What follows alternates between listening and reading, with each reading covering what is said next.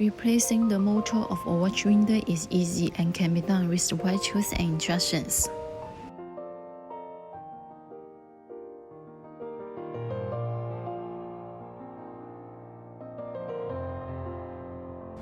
Remove all accessories including tie-pins and watch holders. Use Phillips screwdriver to take out the screw in the middle of the turntable. Put out brass discs. Unscrew these two screws on the ball. Carefully use the pliers to tug on metal parts to remove the ball, being careful not to stray to break any connecting wires. Put the turntable ball on a tower to prevent any parts from being scratched.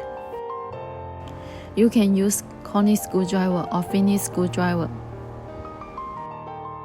Unscrew this 4 screw on the defective motor.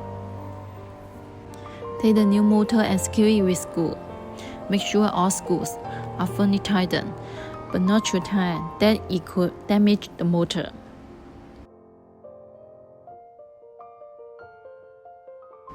Connect the wires in the exact same way the old motor was connected.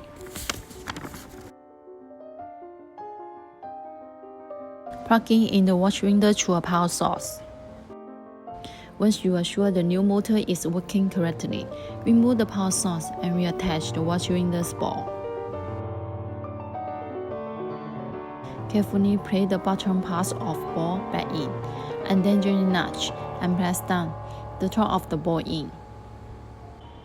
And then tighten all the screws and put all the accessories back.